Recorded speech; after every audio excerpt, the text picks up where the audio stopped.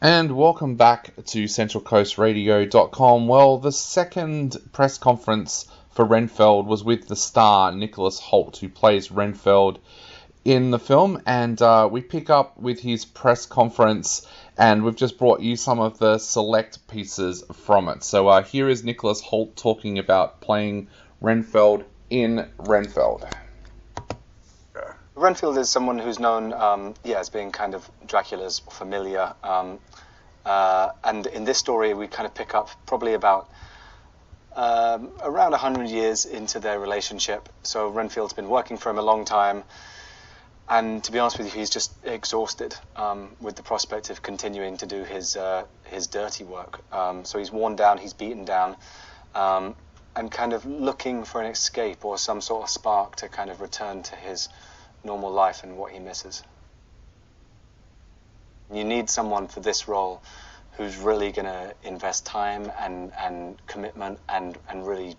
go for it. And that's something that Nick really does, but he does it in such a wonderful way where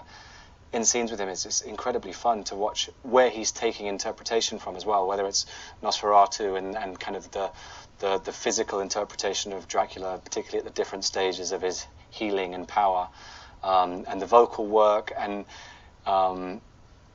Bancroft in the Graduate is one of the things that he's looking at times, and it really is wonderful to see Dracula being formidable and horrendous, but also kind of quite manipulative, and that's what this story really goes back to, is this this toxic relationship between the two of them, and they've been together for so long, and they really do know how to push each other's buttons and work against each other, and Nick has been so committed and really turned up ready to play, and it's just wonderful to watch all the nuances and the things that he's bringing to the character. Doing scenes with Ben is, again, brilliant. It's similar to working with Nora in many ways, because they're both so fast and so sharp in terms of improvisation and bringing more humor to the scenes. But also Ben's found a way to do that with the character and make him very funny, but also being very believable and formidable as well. And it's kind of more, that character's way more heartfelt, and you care for him a lot more than I ever imagined, to be honest with you, reading the script. So I've really loved seeing how he's translated it. The brilliant thing was that they actually gave me time to prep. So I came down a few months before we started shooting, and Chris kind of really,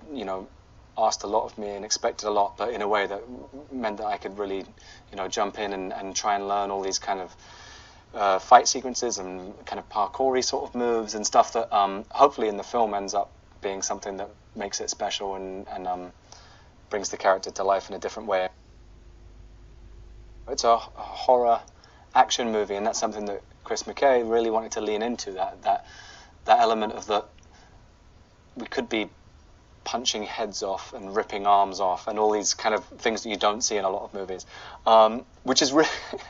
I think it's really fun, which is an odd thing to say about doing that sort of stuff, but again, Christian Tinsley's special effects makeup branch have done an incredible job of making all that stuff practical, which a lot of the time in movies that would be a digital effect, but they've kind of built like